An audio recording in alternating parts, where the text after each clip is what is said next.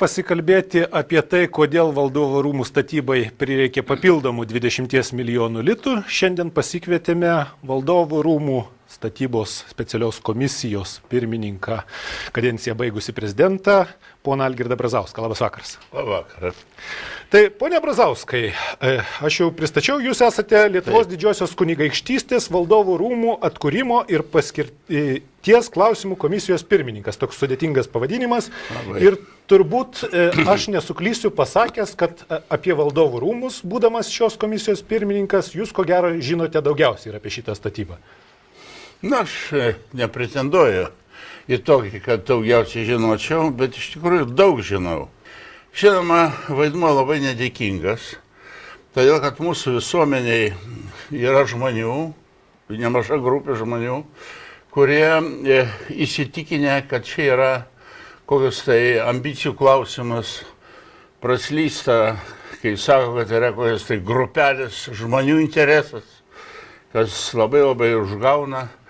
Todėl, o aš norėčiau pasakyti, naudodami šitą progą, kad tai yra Lietuvos klausimas. Tai yra Lietuvos valstybės klausimas.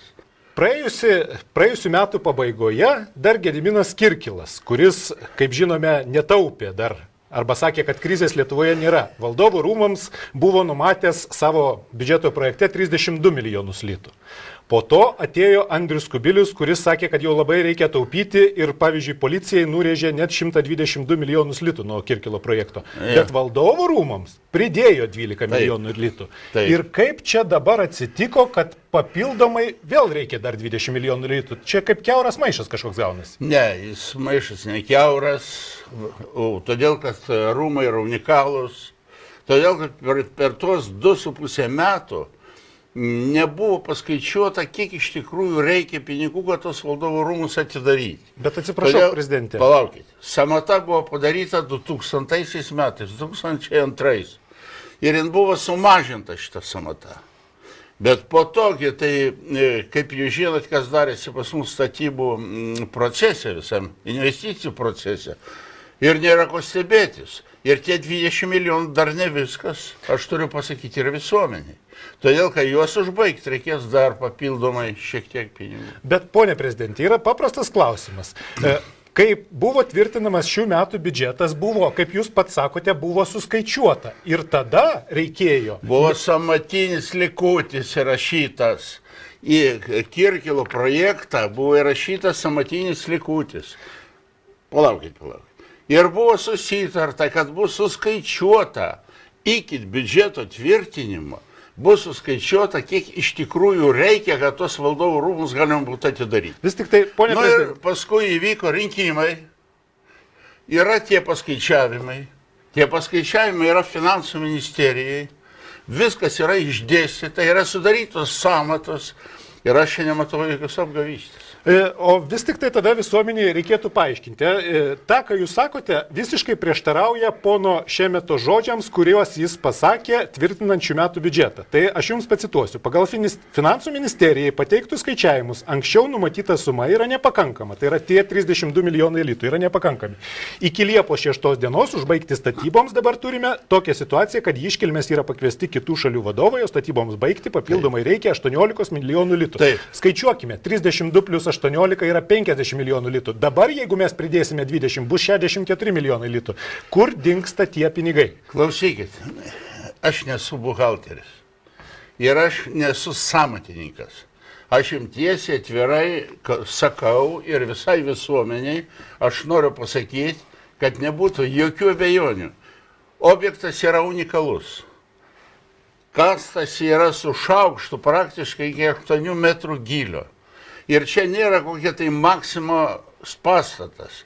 Suprantat, ir suskaičiuoti patiems statybininkam iki paskutinio cento yra neįmanoma, nebuvo įmanoma. Aš manau, kad ir šiandieną šitų Valdovų rūmų visos samatos nėra. Tai atsiprašau, jūs pats statybininkas, kaip galima statyti be samatos? Samata yra. Tai jūs sakėt, kad nėra. Aš jums sakau dar kartą. Samata yra. 198 milijonai patvirtinta prieš keletą metų. Prieš visus pabrangimus. Prieš visus, sakyčiau, netgi prieš projekto pabaigimą. kultūros ministerija patvirtino tokią samatą.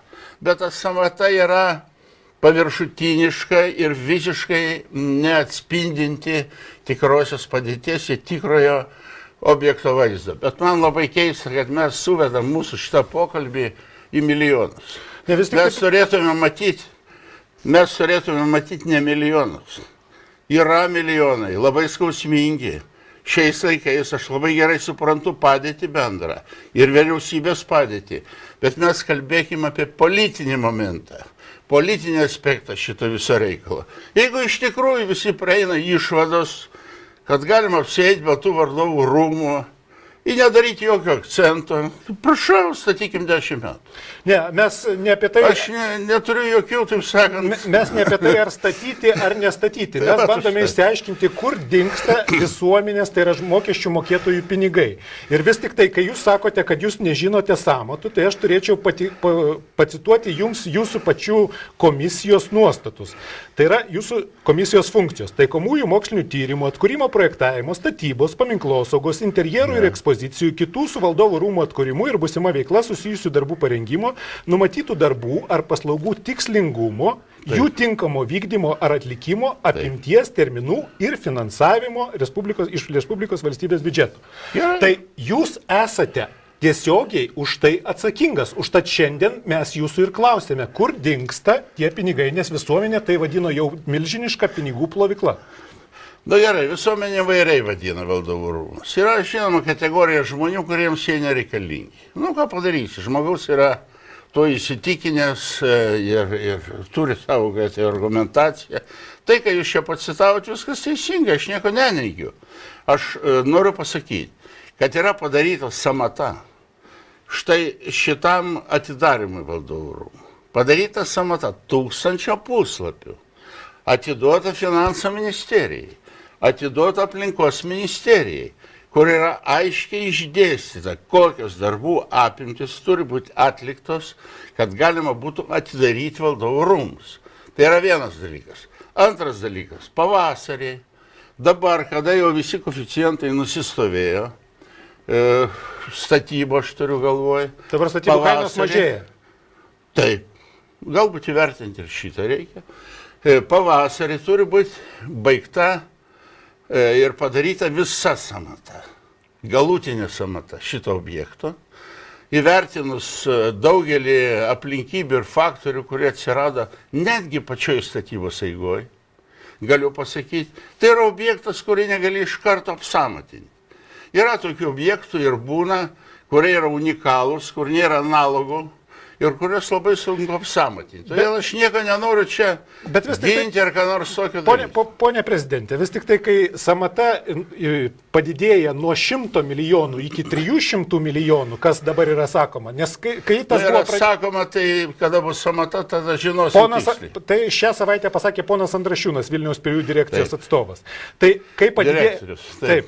Tai kai ta samata padidėjo nuo 100 milijonų iki 300 milijonų visuomenė... 100 milijonų nebuvo tokios samatos. Nieko met. Pone prezidentė, jūs vėl klaidinate žmonės. Neklaidinu žmonių. Niekad nebuvo tokios samatos. 101 milijonas yra šiuo metu įrašyta į Panevėžio statybos tresto tinklalapyje, kad šio objekto kaina yra 101 milijonas. Panevėžio trestas nėra užsakovas šito objekto. Jis yra rangovas. Taip. Aš jums sakau.